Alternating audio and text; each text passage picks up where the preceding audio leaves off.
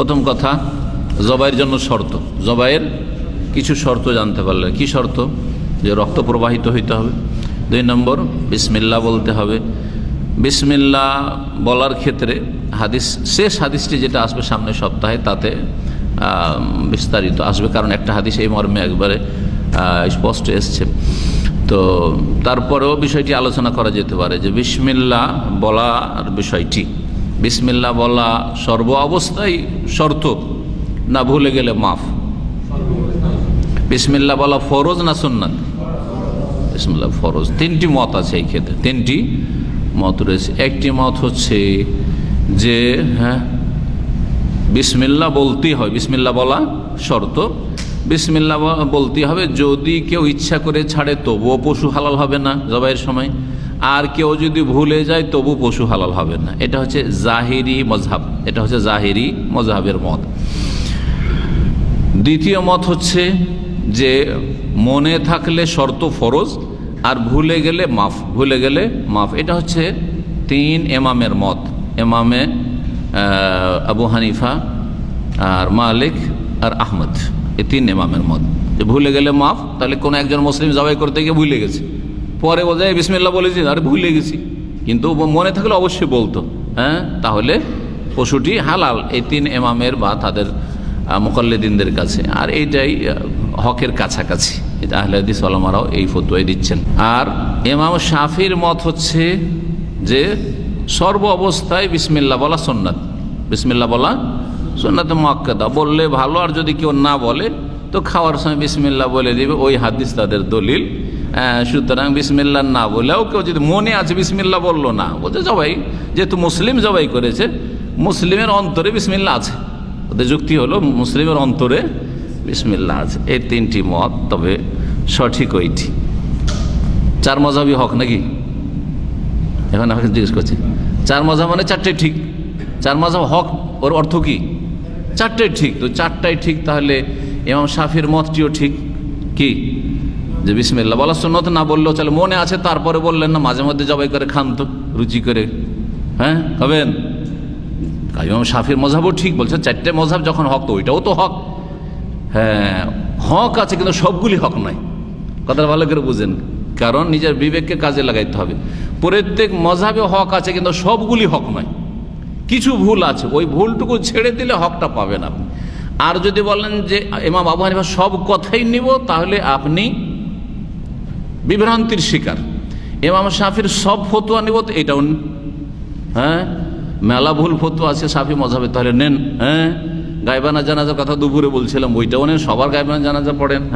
ফজরের কুনুত পড়া সেই মযহাবে আছে, ওইটাও নেন তাহলে। তারপরে উজু করার পরে যদি স্ত্রীর গায়ে হাত লেগে যায়, তাহলে আপনার উজু নষ্ট, উজু নষ্ট। তাহলে কাবার তওয়াফ করার জন্য উজু শর্ত কিনা? কাবার তওয়াফের জন্য উজু শর্ত। কারো উজু থাকবে? কাবার তওয়াফ করতে কারো উজু থাকবে? নিজের স্ত্রী থাকলো, হারিয়ে না যায়, হাতখান ধরে রাখবেন, গেল উজু, তাহলে তওয়াফই হলো না। কথা বুঝতে পারছেন না? পারছেন না? আচ্ছা, তারপরে অনিচ্ছাকৃত ধাক্কা খেতে হয়। যতই ভালো মানুষই আপনি দূরে দূরে চলেন, এক মহিলা দিল ধাক্কা, এক আফ্রিকান মহিলা একবার হজের ভিড়ে এমন ভাবে আমাকে ধাক্কা দিল, জীবনে এইরকম ধাক্কা কোনো পুরুষও দেয়নি, কেউ দেয়নি। তাহলে চিন্তা করেন তো, ওতেই তো উজু নষ্ট। আবার যাব উজু করতে, আবার উজু করে আসবো, আবার তওয়াফ শুরু করবো, আবার ধাক্কা খাবো, কখন তওয়াফ শেষ হবে আমার? দেখি। তাহলে বোঝা গেল যে এইরকম বহু ফতোয়া আছে। শাফি মযহাবেও ভুল আছে, হানফি মযহাবেও মেলা ভুল আছে, মালিকি মযহাবেও ভুল আছে। মাঝে মাঝে তাহলে হাত ছেড়ে নামাজ পড়েন, মালিকি মযহাব। আর সব মযহাবে ভুল আছে, এক কথা বোঝা গেছে না? তাহলে সব মযহাবই হক আছে, আর সব মযহাবই ভুল আছে। ভুলগুলো ছেড়ে দিলে আপনি খাঁটিগুলো পেয়ে যাবেন। তো 4টাকে একসাথে করে কম্বাইন্ড করে যদি মানেন, তাহলে পুরা হক পাবেন। আর 4টার একটাকে মানলে পুরা হক পাবেন না। যুক্তিটা বুঝেছেন না বুঝেননি? কথা যুক্তিসঙ্গত না আমি ভুল বলছি? নিজের বিবেক দিয়ে চিন্তা করেন আপনি। কারণ সবাই কোরআন হাদিস থেকে নেওয়ার চেষ্টা করেছে, কিন্তু ভুলের ঊর্ধ্বে কেউ নয়। সেজন্য 100টা ফতোয়া দিলে 5টা 10টা ভুল হয়ে গেছে। আমি যথাসাধ্য কোরআন হাদিস পড়ে আপনাদেরকে বলার চেষ্টা করছি, ঠিক কিনা? কিন্তু আমার ভুল হবে না? ভুল হইতে পারে। যেই দিন আপনার যেই মাসলাগুলির ক্ষেত্রে ভুল স্পষ্ট হয়ে যাবে যে শেখের ওই কথাগুলি ভুল হয়েছে, ওগুলো ছেড়ে দেওয়া ফরজ, ওগুলো ছেড়ে দেওয়া ফরজ। জানার পরে ভুল মানা হারাম। ভুল জানার পরেও যদি আমার কথা মানেন তো আপনার জন্য হারাম, আমার জন্য হারাম নয়, কারণ আমি তখন মেহনত করেই বলেছি। সুতরাং আমি গুনাহগার না, আমি নাকি পেয়েছি। কথা বোঝা গেছে? কিন্তু আপনি গুনাহগার। হক হচ্ছে ইসলাম একটা, কথা বলছে, আর 4টে মযহাব হচ্ছে ইসলামের। একটা টাকা আর আপনারা 4 ভাই, আপনার মা ভাগ করে দিচ্ছে বা বাপ ভাগ করে দিচ্ছে, কয় আনা করে ভাগ পাবেন? 4 আনা, 25 পয়সা করে ভাগ পাবেন। এখন 25 পয়সা নিয়ে যদি বলেন আমার কাছে 1 টাকা আছে, কাজ হয়ে গেছে, আমার কাছে 1 টাকা আছে, তো হবে? তো যারা বলবে যে একটা মযহাব মানলেই আমি একবারে হেদায়েত প্রাপ্ত, আমরাই সহি ওরাই ভুল, যারা বলছে যে সবটা মযহাবকে মিলিয়ে কোরআন হাদিস মানো, আহলে হাদিসদের তরিকাকে ভুল বলছে, আমাদের মযহাবী মোকাল্লেদ ভাইয়েরা বিশেষ করে হানাফিরা খুব বাড়াবাড়ি করছে এই ক্ষেত্রে। ভারত, বাংলাদেশ, পাকিস্তানে তকলিদ করা ফরজ, হ্যাঁ, আর এরা মযহাবী, এই কোনো একটা মযহাব মানা ফরজ। এই যে ভুলগুলি করছে তারা, আর মানুষকে বিভ্রান্ত করছে। তো এর উদাহরণটা ঠিক ওই রকম।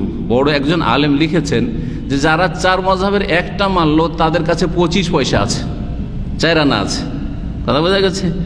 আর যারা 4 মযহাবকে মিলিয়ে কোরআন এবং হাদিসের আলোকে চেক করলো, চেক করার পরে কোরআন হাদিসের সাথে যার কথা মিললো সবটাই মানলো, যার কথা মানলো তার ওই কথাগুলি মানলো, আর যেটা ভুল হয়েছে সেটা ছেড়ে দিল। তাদের কাছে 16 আনা আছে, কারণ 4 ভাইয়ের কাছে 4 আনা করে টোটাল 1 টাকা। তো এই যদি পুরো এই টোটাল 1 টাকাটাই হচ্ছে হক।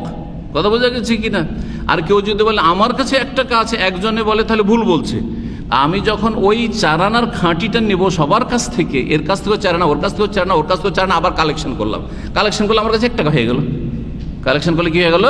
4 জনটা জমা করলে 1 টাকা হয়ে গেল। এইটাই হচ্ছে আহলে হাদিসদের মানহাজ, আহলে হাদিসের তরিকা।